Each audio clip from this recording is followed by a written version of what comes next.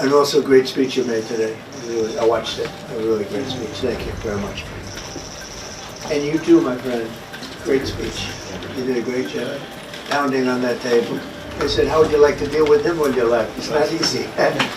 You did a great job. Thank you very much. Thank you, everybody. We're going to work very hard on this. This is my most important meeting. I've had important meetings. I don't want to insult anybody that we've met with. We've met with 32 meetings here. But this is the one that's very important to me because we're going to end something that should have probably never started. Thank you very much, everybody. We appreciate it. Thank you. Thank you, Press. Thank you, Press. Thank you, Press. All men are created equal was the creed that opened the way to unprecedented global prosperity and dignity. Human folly, fueled by fear, racism, hatred, oppression, and apartheid, threatens our common future. We must act now. Many speakers have said that. We must stand for a multilateral order where peace, prosperity, and progress are not the privilege of a few, but the right of all. The whole world, I am convinced, they will rise to the role demanded by history. The path of the moral high ground, the path of rectitude, the path of justice, the path of humanity, to shun hatred, to overcome suspicion, and to avoid the use of violence. The use of violence will beget violence. No one country can bully the whole community of the human family. As proven in the history of mankind, that this sense of injustice, this sense of oppression will unite into a strong force that will overcome this oppression, that will overcome this injustice. I would like to reiterate again Indonesia's complete support for the two-state solution in Palestine.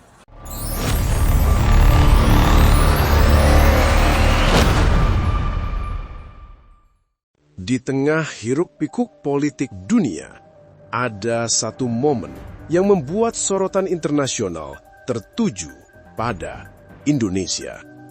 Untuk pertama kalinya setelah sekian lama, nama Indonesia menggema lantang di forum dunia. Pujian Presiden Amerika Serikat Donald Trump kepada Presiden Indonesia Prabowo Subianto bukanlah sekadar basa-basi diplomasi. Itu adalah pengakuan bahwa Indonesia kini tidak lagi dianggap remeh, bahwa suara dari Jakarta bisa menggunjang podium di New York, dan lebih dari itu, ada harapan baru. Kekacauan yang berkepanjangan di Gaza, tragedi kemanusiaan yang membuat dunia terbelah, kini seakan menemukan titik terang. Kehadiran Prabowo dengan pidato tegasnya di PBB membuka ruang dialog baru, membuka jalan bagi perdamaian yang selama ini terasa mustahil. Dengan ketegasan yang ia tunjukkan, dunia melihat Indonesia bukan sekedar penonton, tapi pemain penting yang siap berdiri di garis depan untuk menuntaskan konflik. Suasana megah di markas besar Perserikatan Bangsa-Bangsa New York. Ruang sidang majelis umum yang biasanya penuh dengan tata krama diplomatik tiba-tiba menjadi saksi sejarah. Pada hari itu, seluruh mata tertuju kepada Presiden Republik Indonesia, Prabowo Subianto. Itu adalah pidato perdana Prabowo di panggung dunia, forum internasional tertinggi. Ia mendapat giliran ketiga untuk berpidato setelah Presiden Brazil Lula da Silva dan Presiden Amerika Serikat Donald Trump. Suasana tegang terasa, apalagi setelah Trump melontarkan kritik tajam mengenai keberadaan PBB. Dengan nada sinis, Trump mempertanyakan manfaat lembaga ini bagi dunia. Namun ketika Prabowo berdiri di mimbar, semuanya berubah. Ia tidak hanya berdiri sebagai Presiden Indonesia, tetapi juga sebagai simbol keberanian bangsa-bangsa berkembang. Dengan jas hitam, dada tegak, dan tatapan penuh keyakinan, ia memulai pidatonya. Tanpa PBB, kita tidak akan aman. Tidak ada negara yang dapat merasa aman. Kita membutuhkan PBB, dan Indonesia akan terus mendukung PBB. Tegasnya dengan suara bulat. Kalimat itu seakan memukul balik argumen Trump. Tidak ada ragu, tidak ada gentar. Prabowo bahkan menekankan kata-katanya dengan mengetukkan tangan ke meja mimbar. Sebuah gestur yang jarang sekali dilakukan dalam forum internasional yang serba formal. Namun justru itulah yang membuat seluruh ruangan terdiam. Semua mendengar, semua memperhatikan.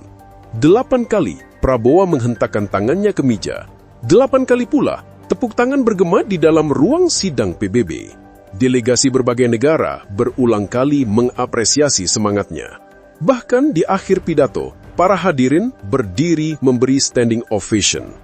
Sesuatu yang tidak mudah didapatkan di forum yang penuh dengan protokol ini. Isi pidatonya jelas, dukungan pada Palestina, pengakuan bahwa isu perubahan iklim nyata, dan penegasan bahwa Indonesia berdiri di pihak perdamaian dunia. Tanpa menyebut secara gamblang, ia mengecam tindakan Israel dan menegaskan prinsip Indonesia.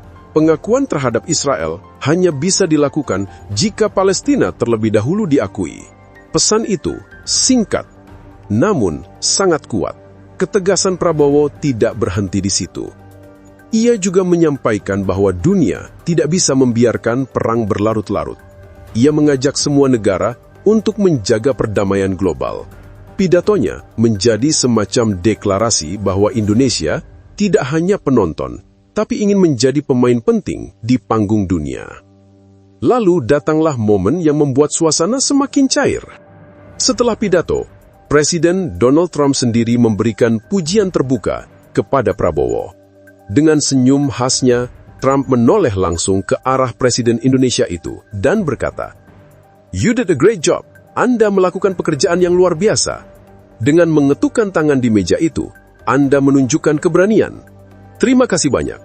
Ruangan pun bergemuruh, bukan hanya karena isi pidato Prabowo, tapi juga karena pengakuan dari pemimpin negara adidaya. Bayangkan, di hadapan dunia, seorang Presiden Amerika Serikat memuji pemimpin Indonesia dengan sebutan sahabatku. Bagi banyak pengamat, momen itu adalah catatan sejarah.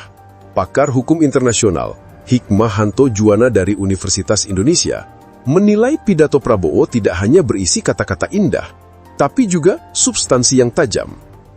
Ia berani menentang argumen Trump, membawa sudut pandang berbeda, dan justru membuat arah pembahasan di PBB menjadi lebih jelas. Menurut Hikmahanto, Prabowo bahkan menyentuh isu-isu yang kerap dihindari para pemimpin dunia. Isu perubahan iklim misalnya. Trump menyebutnya hoaks, tetapi Prabowo berdiri tegak, menyatakan, "Climate change is real." Kalimat itu seperti menegaskan sikap Indonesia bahwa kita tidak bisa menutup mata terhadap ancaman bumi. Pidato itu pun menjadi pembicaraan global. Bukan hanya karena ketegasan isinya, tapi juga karena cara penyampaiannya. Prabowo membawakan dalam bahasa Inggris yang jelas, dengan pelafalan dan intonasi yang mantap. Tidak ada keraguan, tidak ada kegugupan, hanya keberanian. Dan ketika ia menyudahi pidatonya, tepuk tangan panjang terdengar lagi. Standing ovation itu menandai bahwa dunia mengakui kehadirannya, bahwa Indonesia lewat pemimpinnya tidak hanya datang untuk duduk manis, tapi juga untuk menyuarakan kebenaran. Momen itu akan tercatat dalam sejarah diplomasi Indonesia. Sebuah hari di mana suara dari Jakarta menggema di New York. Hari di mana ketukan tangan seorang Presiden Indonesia di meja PBB menjadi simbol keberanian untuk menentang ketidakadilan. Dan di antara semua sorotan kamera, semua tatapan para delegasi, ada satu fakta yang tak terbantahkan. Prabowo telah menunjukkan bahwa Indonesia bisa berdiri tegak di hadapan dunia. Kini, dunia menunggu langkah selanjutnya. Apakah setelah pujian itu, setelah pengakuan itu, Indonesia akan benar-benar mengambil peran lebih besar dalam mewujudkan perdamaian? Apakah suara lantang Prabowo di PBB akan menjadi awal dari berakhirnya kekacauan di Gaza? Yang jelas, pada hari itu, sejarah mencatat, seorang Presiden Indonesia berdiri, berbicara dengan lantang, dan dunia pun mendengarkan. Bahkan, Donald Trump pun mengakui, "You did a great job.